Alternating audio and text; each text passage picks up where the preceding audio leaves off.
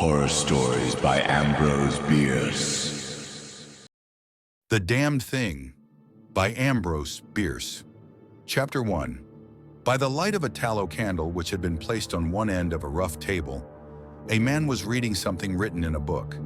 It was an old account book, greatly worn, and the writing was not, apparently, very legible, for the man sometimes held the page close to the flame of the candle to get a stronger light upon it. The shadow of the book would then throw into obscurity a half of the room, darkening a number of faces and figures. For besides the reader, 8 other men were present. 7 of them sat against the rough log walls, silent and motionless, and, the room being small, not very far from the table.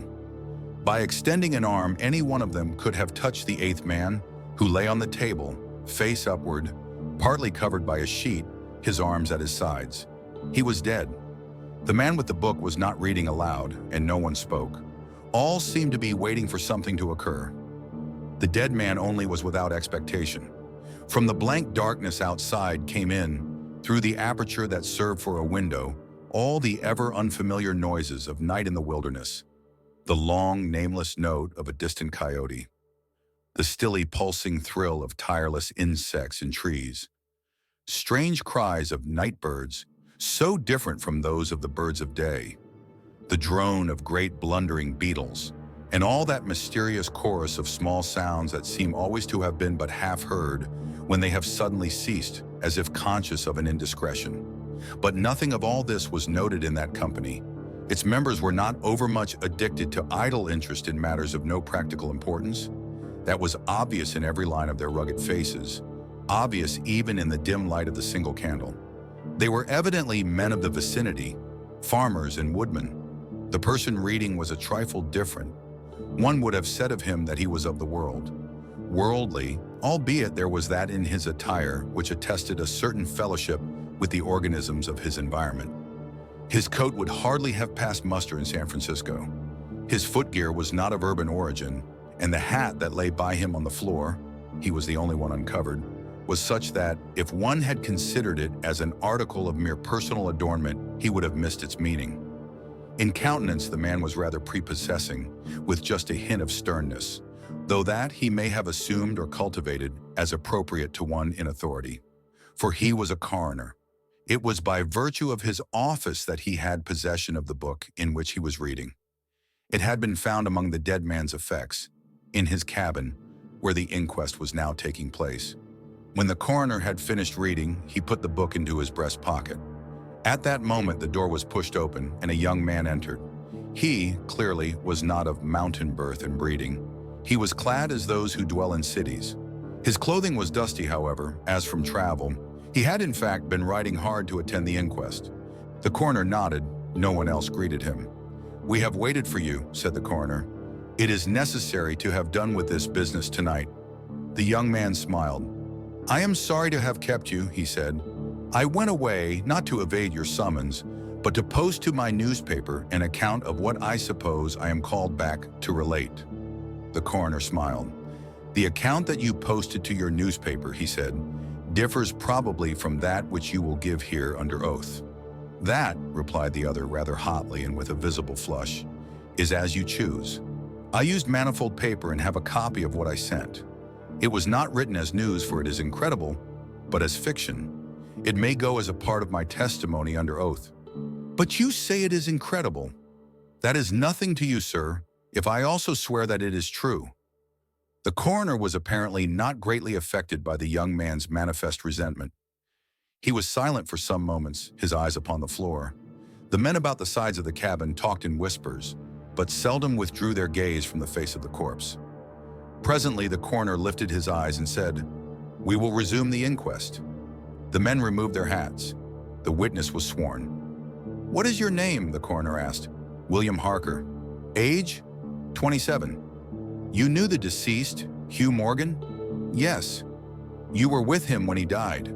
"Near him." "How did that happen? Your presence, I mean." "I was visiting him at this place to shoot and fish. A part of my purpose, however, was to study him and his odd, solitary way of life. He seemed a good model for a character in fiction. I sometimes write stories. I sometimes read them. Thank you. Stories in general, not yours. Some of the jurors laughed. Against a somber background, humor shows highlights. Soldiers in the intervals of battle laugh easily, and a jest in the death chamber conquers by surprise. Relate the circumstances of this man's death, said the coroner. You may use any notes or memoranda that you please. The witness understood. Pulling a manuscript from his breast pocket, he held it near the candle, and turning the leaves until he found the passage that he wanted, began to read. Chapter 2. The sun had hardly risen when we left the house. We were looking for quail, each with a shotgun, but we had only one dog. Morgan said that our best ground was beyond a certain ridge that he pointed out, and we crossed it by a trail through the chaparral. On the other side was comparatively level ground, thickly covered with wild oats. As we emerged from the chaparral, Morgan was but a few yards in advance. Suddenly, we heard at a little distance to our right, and partly in front, a noise as of some animal thrashing about in the bushes, which we could see were violently agitated. We've started a deer, said. I wish we had brought a rifle. Morgan, who had stopped and was intently watching the agitated chaparral, said nothing but had cocked both barrels of his gun and was holding it in readiness to aim. I thought him a trifle excited, which surprised me, for he had a reputation for exceptional coolness, even in moments of sudden and imminent peril. Oh, come, I said. You are not going to fill up a deer with quail shot, are you? Still he did not reply, but catching a sight of his face as he turned it slightly toward me, I was struck by the pallor of it. Then I understood that we had serious business on hand, and my first conjecture was that we had jumped a grizzly. I advanced to Morgan's side, cocking my piece as I moved. The bushes were now quiet and the sounds had ceased, but Morgan was as attentive to the place as before. What is it?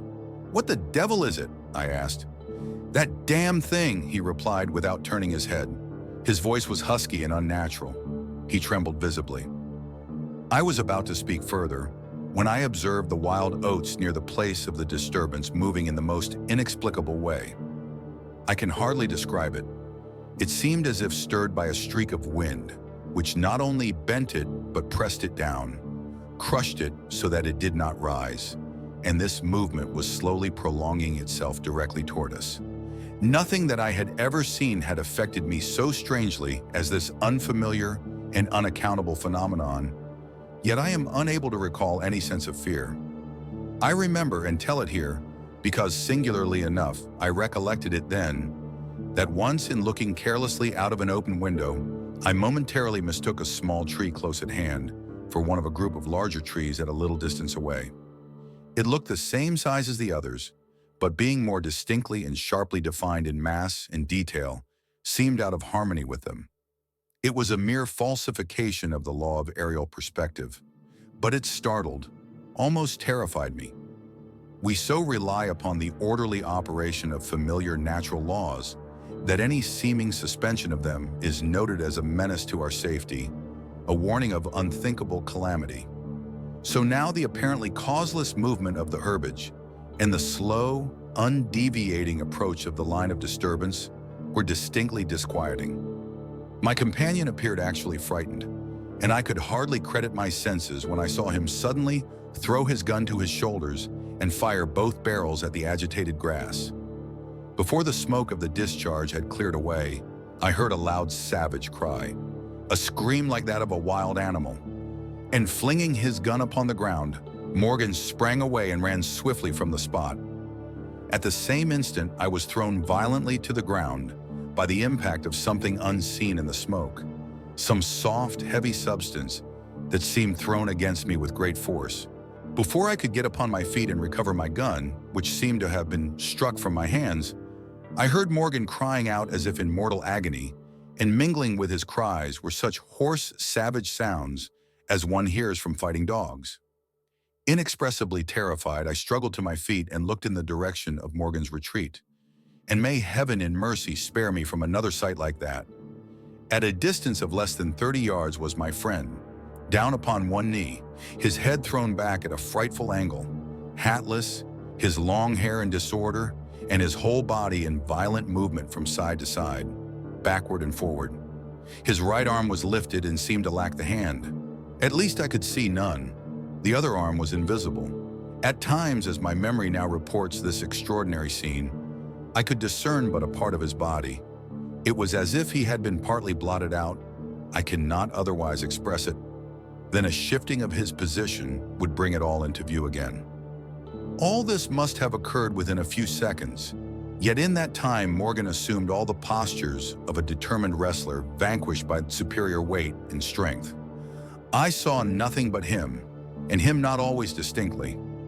During the entire incident, his shouts and curses were heard, as if through an enveloping uproar of such sounds of rage and fury as I had never heard from the throat of man or brute. For a moment only I stood irresolute. Then, throwing down my gun, I ran forward to my friend's assistance. I had a vague belief that he was suffering from a fit or some form of convulsion. Before I could reach his side, he was down and quiet. All sounds had ceased, but with a feeling of such terror as even these awful events had not inspired, I now saw the same mysterious movement of the wild oats prolonging itself from the trampled area about the prostrate man toward the edge of a wood. It was only when it had reached the wood that I was able to withdraw my eyes and look at my companion. He was dead. Chapter 3. The coroner rose from his seat and stood beside the dead man. Lifting an edge of the sheet, he pulled it away, exposing the entire body, altogether naked and showing in the candlelight a clay-like yellow. It had, however, broad maculations of bluish black, obviously caused by extravasated blood from contusions. The chest and sides looked as if they had been beaten with a bludgeon. There were dreadful lacerations. The skin was torn into strips and shreds. The coroner moved round to the end of the table and undid a silk handkerchief, which had been passed under the chin and knotted on the top of the head. When the handkerchief was drawn away, it exposed what had been the throat.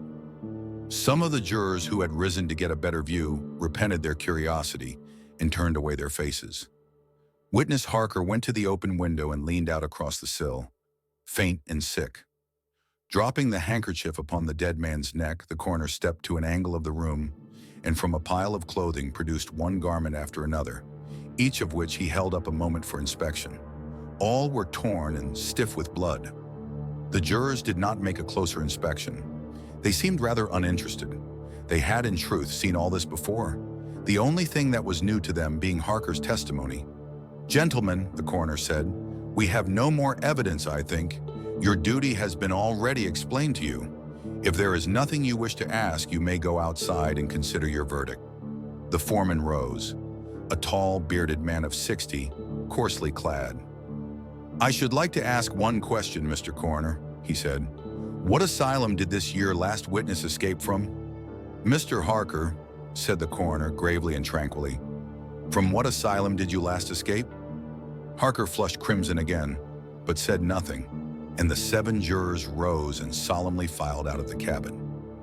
"If you have done insulting me, sir," said Harker, as soon as he and the officer were left alone with the dead man, "I suppose I am at liberty to go?" "Yes." Harker started to leave, but paused with his hand on the door latch.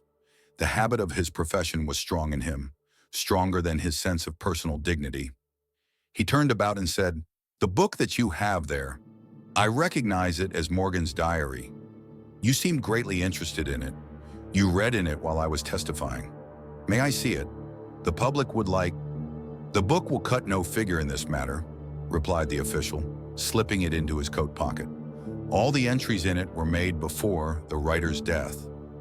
As Harker passed out of the house, the jury re-entered and stood about the table on which the now covered corpse showed under the sheet with sharp definition. The foreman seated himself near the candle, produced from his breast pocket a pencil and scrap of paper, and wrote rather laboriously the following verdict, which with various degrees of effort all signed. "We, the jury, do find that the remains come to their death at the hands of a mountain lion, but some of us thinks, all the same, they had fits." Chapter 4. In the diary of the late Hugh Morgan are certain interesting entries having possibly a scientific value as suggestions. At the inquest upon his body, the book was not put in evidence. Possibly the coroner thought it not worthwhile to confuse the jury. The date of the first of the entries mentioned cannot be ascertained. The upper part of the leaf is torn away. The part of the entry remaining is as follows. Would run in a half circle, keeping his head turned always toward the center, and again he would stand still, barking furiously. At last he ran away into the brush as fast as he could go. I thought at first that he had gone mad, but on returning to the house, found no other alteration in his manner than what was obviously due to fear of punishment. Can a dog see with his nose? Do odors impress some olfactory center with images of the thing emitting them? September 2nd. Looking at the stars last night as they rose above the crest of the ridge east of the house, I observed them successively disappear, from left to right. Each was eclipsed but an instant, and only a few at the same time. But along the entire length of the ridge, all that were within a degree or two of the crest were blotted out. It was as if something had passed along between me and them, but I could not see it, and the stars were not thick enough to define its outline. Ugh, I don't like this. Several weeks' entries are missing, 3 leaves being torn from the book. September 27. It has been about here again. I find evidences of its presence every day. I watched again all of last night in the same cover, gun in hand, double charged with buckshot. In the morning, the fresh footprints were there as before. Yet I would have sworn that I did not sleep. Indeed, I hardly sleep at all. It is terrible, insupportable. If these amazing experiences are real, I shall go mad. If they are fanciful, I am mad already. October 3. I shall not go. It shall not drive me away. No, this is my house, my land. God hates a coward. October 5. I can stand it no longer. I have invited Harker to pass a few weeks with me. He has a level head. I can judge from his manner if he thinks me mad. October 7. I have the solution of the problem. It came to me last night. Suddenly, as by revelation. How simple. How terribly simple. There are sounds that we cannot hear. At either end of the scale are notes that stir no chord of that imperfect instrument, the human ear. They are too high or too grave. I have observed a flock of blackbirds occupying an entire treetop, the tops of several trees, and all in full song. Suddenly, in a moment, at absolutely the same instant, all spring into the air and fly away. How? They could not all see one another. Whole treetops intervened. At no point could a leader have been visible to all. There must have been a signal of warning or command, high and shrill above the din, but by me unheard. I have observed, too, the same simultaneous flight when all were silent, among not only blackbirds, but other birds. Quail, for example, widely separated by bushes, even on opposite sides of a hill. It is known to seamen that a school of whales basking or sporting on the surface of the ocean, miles apart, with the convexity of the earth between them, will sometimes dive at the same instant, all gone out of sight in a moment.